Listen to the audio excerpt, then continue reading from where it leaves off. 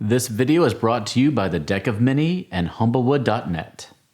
Hello and welcome back to the Gallant Goblin. I'm Theo, and today we have our full case review of the newest set of pre-painted miniatures for Dungeons & Dragons.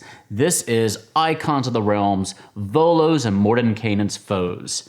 This is a typical Icons of the Realms release, which comes in random booster boxes. You can also buy 8 boxes in a brick, or 4 bricks in what's called a case, which is what we have here today.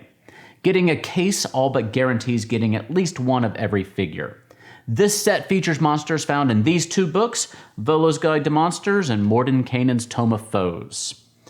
Most of the creatures in these books do not appear in official D&D adventures just yet, but when they do, their stat block is often reproduced in the adventure itself, so you don't have to go buy extra books. But let's open it up and take a closer look. Bodaks are undead servants and extensions of Orcus, the demon prince of undeath. These ghastly, unnatural creatures have Orcus's symbol where their humanoid heart would normally be. They are so unnatural that most animals flee when one comes near, and the sun itself burns away the Bodak's flesh.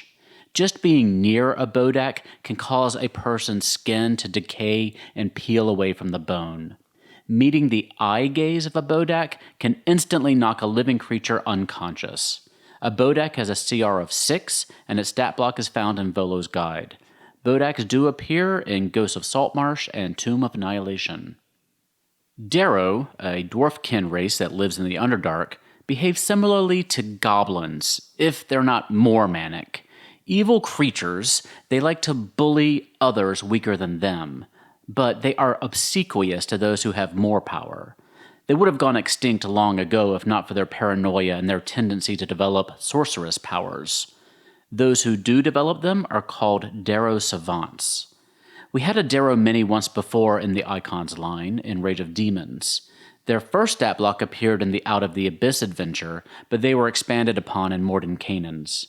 They have a CR of 1/4. To be completely honest, I'm a bit tired of Gnolls. We've had quite a few Gnoll minis over the years, but to be fair, the 2 in this set are pretty nice, and much better armored than our other Gnoll minis. While the basic Gnoll stat block was included in the basic rules, their society, such that it is, was greatly expanded upon in Volo's Guide, which discusses their religion, tactics, language, and which gives you role-playing advice, and all the information you need to create an interesting Gnoll warband. And with all the Gnoll minis available, you shouldn't have a hard time getting enough minis together to fill out that warband. These 4-armed, spider-like little horrors are servants of Lolth, the Spider Queen. They were originally created by the Drow in awful and complex rituals on their elven prisoners. Lolth watched from a distance and was highly displeased when the Chitine's mind was turned toward obedience to the Drow and not to herself. But Lolth always gets what she wants, so she managed to turn them to her will in the end. Chitines are detailed in Volo's Guide and have a CR of 1/2. This Orc variant was also introduced in Volo's Guide. Luthic is the Orc god Grumesh's wife, and seen as the paragon of maternity to Orcs. Her symbol was a cave bear, and Orc mothers are known to raise bear cubs alongside their own young. Orc females who follow Luthic have many roles around the Orc camp. They raise the young, fortify the encampment, heal the sick and injured, and are even gifted with arcane abilities to heal, curse, and protect other Orcs. They have a CR of 2. Tortles were introduced as a playable race in a supplement to Tomb of Annihilation called the Tortle Package that was made as part of an Extra Life fundraiser. The guide also introduced several Tortle NPC guides that could lead the adventuring party through the jungles of Cholt. Tortles are friendly, nomadic survivalists. Perhaps more so than any other race, Tortles feel an overwhelming sense of wanderlust, and since they wear their homes on their backs, they feel little desire to put down roots in any one place for too long. An Iron Cobra is a gnome-crafted clockwork construct that looks and behaves like a snake, and whose bite is made venomous with the toxins added to it upon assembly.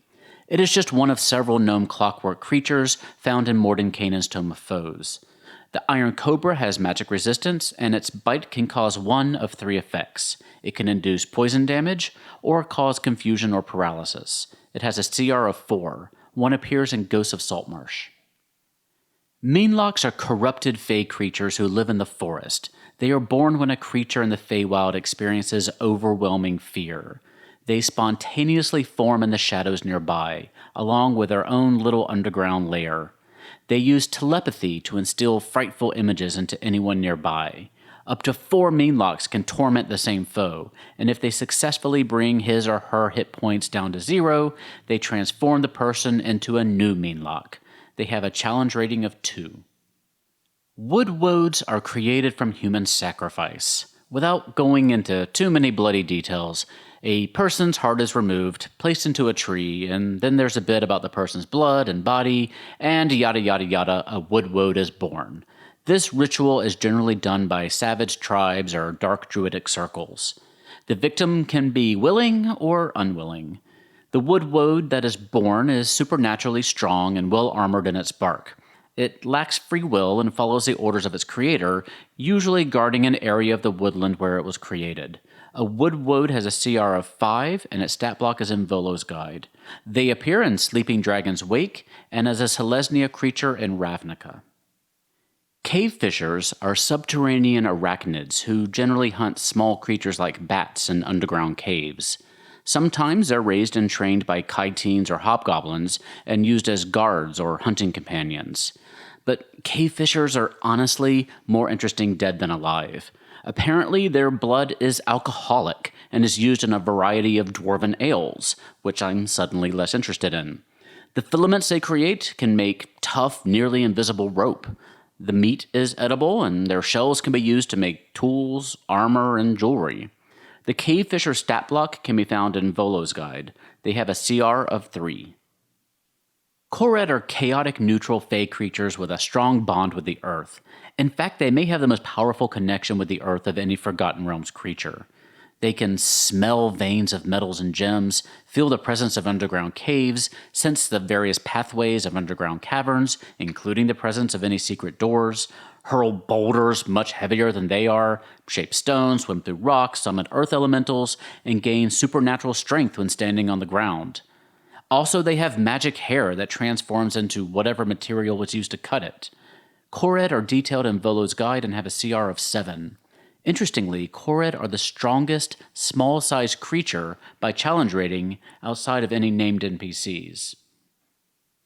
Like sharks, chokers do not have bones.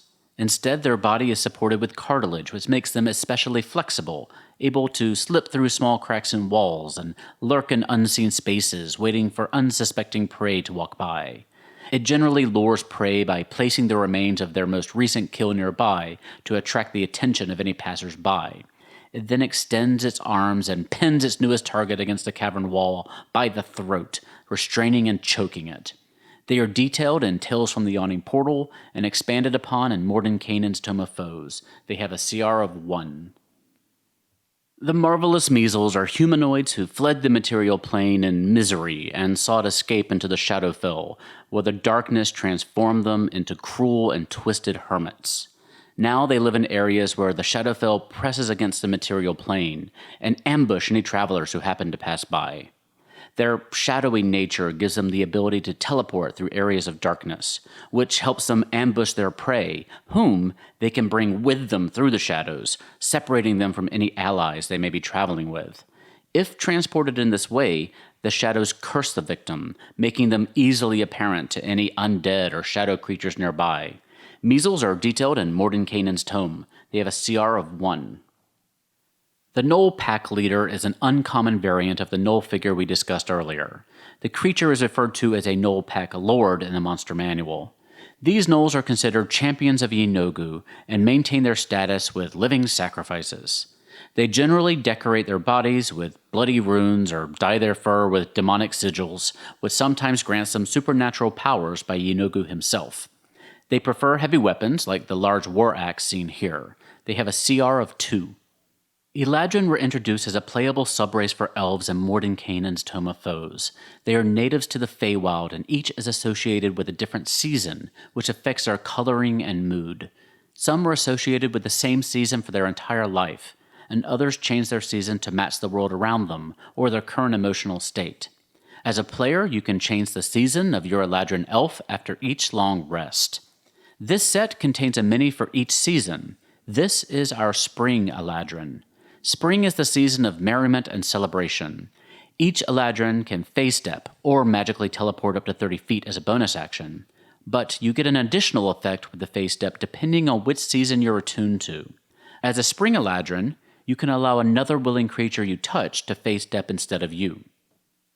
The Eladrins in this set do not all seem to represent the same character, with Spring and Summer appearing to be male, and Autumn and Winter being female. The Spring and Autumn Eladrins are uncommon, while Summer and Winter are rare. So you'll get a few Spring and Autumn minis. If you're enterprising, you could repaint your extra Spring and Autumn minis to represent the different seasons if you want to change your mini out as you change seasons. This is our Autumn Eladrin Elf. Autumn is a season of peace and generosity, when the harvest is shared with all. An Autumn Eladrin can attempt to charm up to 2 creatures nearby after they phase step.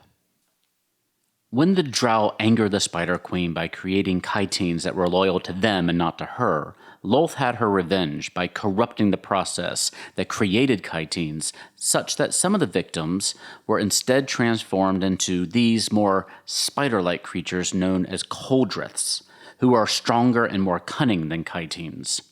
Choldriths were indeed creatures of Lolth, and led the Chitines in rebellion against the Drow, often leaving those Drow who bred and tended them dead. Choldriths have cleric spellcasting abilities and spider abilities. They have a CR of 3 and are detailed in Volo's guide.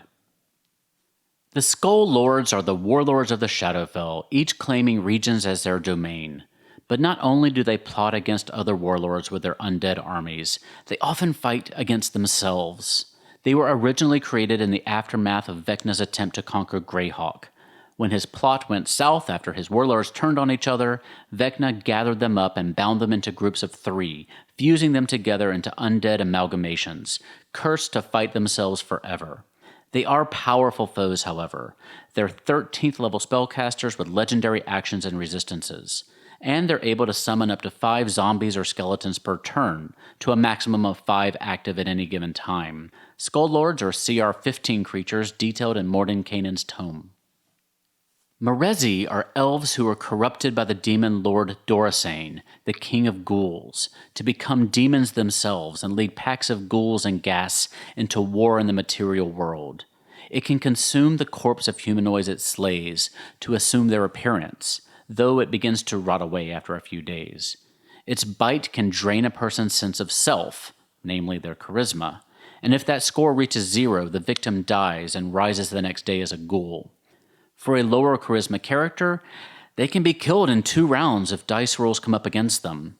Maurezhi are detailed in Mordenkainen's tome and have a CR of 7. Shadow Dancers are members of the Shadar Kai, an elven society that was brought into the Shadowfell long ago to serve the Raven Queen. They watch over both the Shadowfell and the material world for events and tragedies that may please the Raven Queen, perhaps even coaxing events into tragic endings. Shadow Dancers are lithe and acrobatic warriors who strike from the shadows using entangling chains that bind their target while corrupting their flesh. Shadow Dancers have a CR of 7 and are found in Mordenkainen's tome. Another Shadowfell creature. Shadow Mastiffs are, of course, creatures of shadow who hunt in packs, led by an alpha, in the Shadowfell and in the material world in areas where the veils between the planes are thin. The alpha can let loose a terrifying howl that frightens prey. They are often summoned from the Shadowfell to guard certain holy sites by followers of deities of gloom and night like Shar. The Shadow Mastiff and the Shadow Mastiff Alpha have a CR of 2 and are found in Volo's guide. Banderhobbs are creatures of shadow and flesh, summoned generally by hags, evil fae, or powerful fiends to serve as thugs, thieves, and kidnappers. Instructions on how to perform the ritual to summon one may be found in certain dark wizardry books. They're as large as an ogre, but resemble giant toads, and are able to swallow entire people or perhaps objects that need stealing. Since it is infused with shadow, it's able to move almost silently despite its unwieldy size.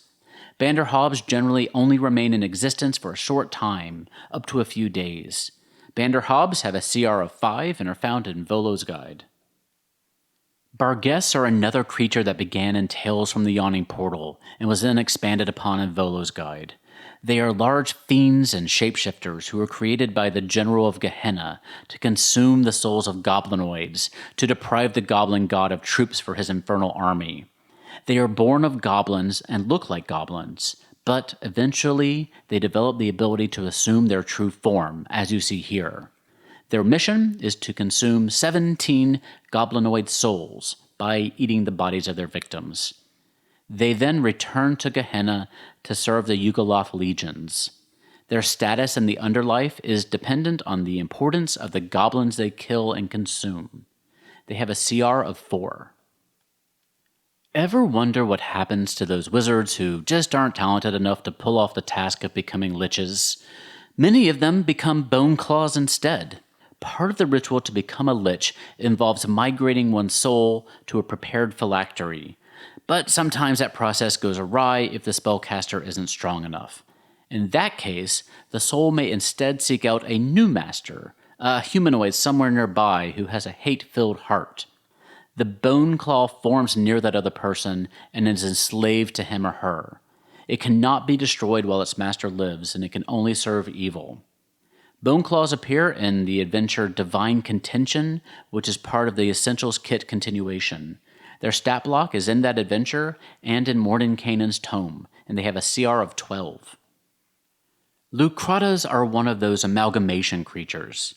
It has the head of a giant badger, the legs of a deer, the body of a hyena, and, according to Volo's Guide, the brain of a person who likes to torture and eat people.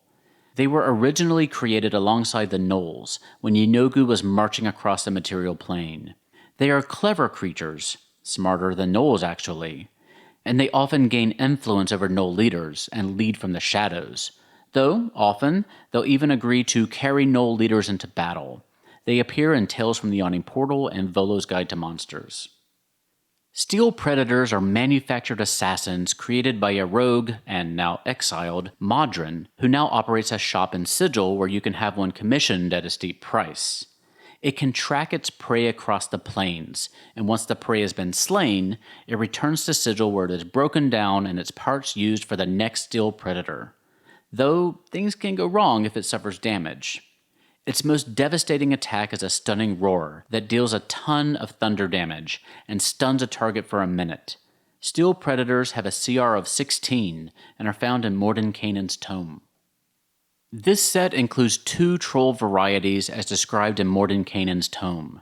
First is the Venom Troll.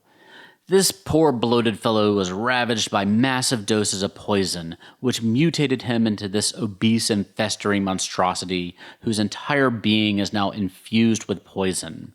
You can see it leaking from its pores. Along with the usual troll regeneration, this troll spews poison when struck, and can slice itself open with its claw to spew poison out in a 15-foot cube. The Venom Troll has a CR of 7. This unique-looking mini, which resembles what a low-quality Dwarven Forge knockoff would look like if you left it out in the sun too long, is called a Trapper. It's a manta-like creature that lives in caves and in the Underdark. It can camouflage its appearance to blend into the walls, floors, or ceiling. As you can imagine, when prey comes within reach, it peels away and attacks by wrapping itself around a person and smothering them. Trappers have a CR of 3 and are found in Volo's Guide. Ogres seem like the most underrepresented mini for a relatively common creature in current-day D&D. We got an ogre mage in Tyranny of Dragons, an uncommon ogre in Elemental Evil, and a goblin hucker ogre in Monster Menagerie 3, but that's really it, besides the 2 ogres in name only included in the Ravnica set. So it's great to get 2 more types of ogres here, though they're still uncommon. Each of these ogre varieties is detailed in Mordenkainen's tome. The ogre Battering Ram has a CR of 4 and is considered a siege monster, dealing double damage to structures. It's also effective at blocking a path. The ogre Bolt Thrower, or Bolt Launcher as it's called in the book, has a CR of 2 and basically wields a ballista to make it a more dangerous long-range foe. Ogres appear in several adventures, including Rick and Morty, Princess of the Apocalypse, and Horde of the Dragon Queen. Our first rare creature is an Alhoon. Alhoon are mind flayers who took a shortcut to lichdom. Becoming a Lich requires a high level of arcane skill, something that is not attainable by most mind flayers. Alhoons work together to create a periapt of mind trapping. Upon its completion, free-willed undeath is conferred on the mind flayers. Unlike with true lichdom, the periapt doesn't restore Alhoons to undeath if they're destroyed. Instead, their mind is transferred to the periapt. The length of time of their undead existence is dependent on the length of the life of the person sacrificed to create the Alhoon, but this clock can be reset by sacrificing new victims. The spell effect on the back of the Alhoon is also removable, though it's a little bit difficult to get in and out. And if you take a closer look at his book, you can actually see some arcane writing and arcane symbols. An Alhoon has a CR of 10 and is found in Volo's guide. The Githzerai Anarch is the most powerful of the Githzerai and the leaders of their communities. They maintain adamantine citadels to defend their territory in plains outside of Limbo. These sages and mystics have incredible psionic capabilities. They are CR 16 creatures with legendary actions. Their spells are mostly defensive in nature. The Githzerai Anarch is detailed in Mordenkainen's tome. This mini would also be great for a Gith spellcaster character. The shield effect with the arrow implanted in it is removable, and she can, in fact, cast shield according to her stat block. Morkoths are malicious and greedy tentacled aberrations who live on extraplanar islands. They are voracious collectors who travel from plane to plane, amassing an impressive collection of valuables and collectibles. Volo's guide isn't detailed in this area, so I assume they mostly collect Beanie Babies and Cabbage Patch Kids. Morkoths guard their hoards with their lives and only give up a possession if it will somehow get them even more, such as in a very advantageous trade. They are CR 11 creatures and 11th level spellcasters who can also reflect spells cast against them. Sometimes a curse is placed on a terrible secret, such that when the secret is uncovered, tragedy strikes. The poor individual acquires the secret but is immediately annihilated, leaving behind this spectral creature called an Allip, composed of the victim's psyche and psychic agony. The Allip wants nothing more than to share the knowledge it acquired, but even sharing a bit of it can cause the recipient of the knowledge to suffer temporary madness. Survivors of Allip attacks are often compelled to uncover the secret behind the Allip's creation, hearing strange phrases echoed in their minds. They have a CR of 5. Their stat block is in Mordenkainen's tome. One appears in Stormlord's Wrath, another of the Essentials Kit adventures, and Rakma, the Gith-centered one-shot created for Extra Life. This is our Summer Eladrin. Summer is the season overflowing with energy full of boldness and action. So much so that after you face step, you cause fire damage to creatures of your choice within 5 feet of you. Eladrins are related to the elves of the material world, but they're more ruled by their emotions and are far less inhibited, which is why their emotional state has such a profound physical effect on them. There are also stat blocks for each variety if you needed an Eladrin as an NPC. Each Eladrin NPC has a CR of 10, but they are armed with different abilities. The Summer Eladrin is a warrior who can instill fear in others. Our last Eladrin represents winter, the time of contemplation and dolor. A winter Eladrin who face steps can frighten a creature they land next to. No matter which season they currently reflect, Eladrins love beauty and try to surround themselves with objects they find striking, and they generally aren't averse to just taking beautiful objects when they discover them. When they meet particularly beautiful people, whether they are beautiful on the outside or have a lovely spirit, the Eladrin attempts to delight and entice them, or if the Eladrin is evil, they just throw a sack over the person and take them home. The Winter Eladrin NPC has cold-themed magical abilities and a sorrowful presence. Abishais were mortals who won the favor of Tiamat and were rewarded after death with being transformed into hideous devils to serve her at her pleasure, so a solid life choice. Blue Abishais are the most cunning and knowledgeable of the Abishai, making them accomplished spellcasters. They're 13th level spellcasters with wizard spells such as Chain Lightning, Cone of Cold, and Wall of Force. They have a CR of 17 and are found in Mordenkainen's tome. Note that a white Abishai will be released in the Archon the Cruel and the Dark Order set in March 2020. The Githyanki Supreme Commander is in many ways the counterpart to the Githzerai Anarch.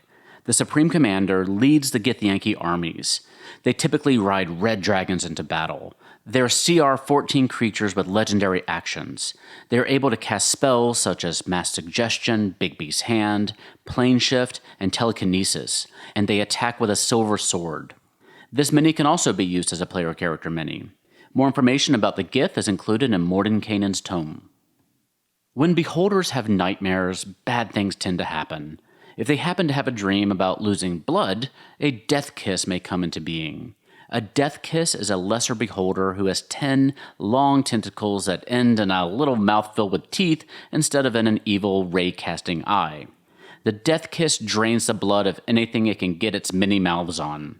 It's not a particularly intelligent creature, so you won't see the crafty machinations of a true beholder from it. It has a CR of 10 and is found in Volo's guide. Maroots are another modern-created machine, part of a group called Inevitables. They are designed to enforce contracts made in the Hall of Concordance in the City of Vigil in the hope of bringing order to dealings between folks of different planes. When an agreement is made and the fee paid, the contract is written onto a gold sheet, which is placed in the chest of the Maroot, who then enforces the contract's terms and punishes any party who breaks the terms of the agreement.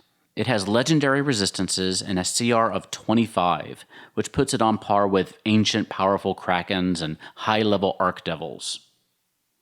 The Sacred Statue is probably the most unique mini in this set. When the gods need to protect a sacred holy site, they often employ a ghostly spirit called an Eidolon. These spirits are forged from the souls of the gods' most loyal followers, and they patrol a sacred site to ensure that no enemy can defile the gods' work. If an interloper is discovered, the Eidolon enters a sacred statue designed to hold it, and then animates the effigy to drive out the intruder. Interestingly, the sacred statue does not have a listed challenge rating in either the book or on D&D Beyond, though the rest of the stat block is in Mordenkainen's Tome of Foes. An Eidolon has a CR of 12, though it has very different statistics and abilities. Our second troll variant from Volo's guide is the Spirit Troll. Whereas the Venom Troll was overdosed on poison, our Spirit Troll friend here was blasted with so much psychic energy that it took on a non-physical form when it regenerated. The troll itself may not even know that its physical body is gone, as it continues to attack with its teeth and claws. Lucky for it, those attacks continue to deal damage, just of a psychic variety. It also still regenerates, unless certain conditions are met, and now it's incorporeal, giving it many damage resistances and immunities. One nice thing about this set is that for the player character minis, this set doesn't give you yet another heavily armored dwarf or an elf wearing green armor and holding a bow. It helps to fill out our more minor races with the Eladrin elves and the Tortles and the Gith and the Banderhobb. Oh, I'm sorry, I'm being told that the Banderhobb hasn't been made into a playable race yet. There's a lot of speculation out there about what sort of theme or setting the next adventure will have. One of the prevailing theories I've seen is that the adventure will be planar in nature. Perhaps it's just the nature of the two books this mini-set is drawing from, but the fact that there's a lot of Fae and Shadowfell creatures included really helps support that theory in my mind.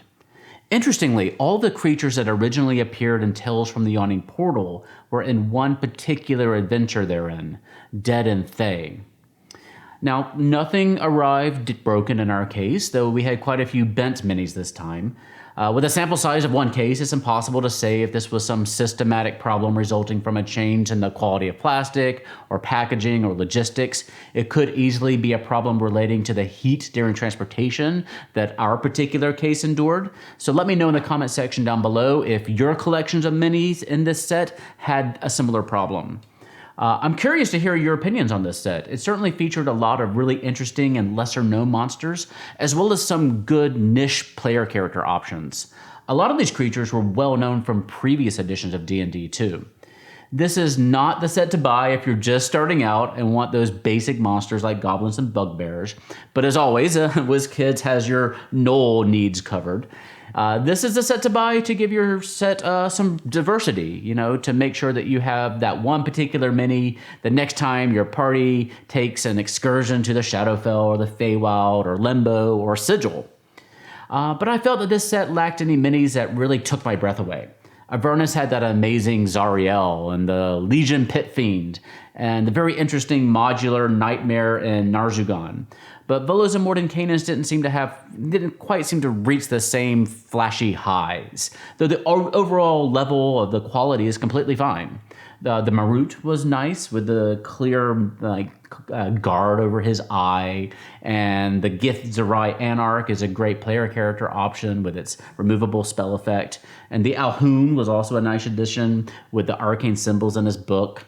I think I like this set more from a storyteller's perspective than a look at this cool thing I have on my shelf perspective. So depending on how you use your minis, you might have a different reaction to this set as well. Let me know what you think in the comments section below. Many thanks to our sponsor for this video, the Deck of Many. We're still waiting with bated breath for our Humblewood package to be delivered, but if you want to get a closer look for yourself, the Deck of Many will be debuting it at PAX Unplugged this weekend in Philadelphia. You can find them at booth 4001. Humblewood is a new campaign setting and adventure book for 5th edition D&D that features 10 new playable races based on super cute birds and animals. The book is also chock full of new spells and backgrounds, setting lore, magic items, monsters, and an adventure for levels 1 through 5.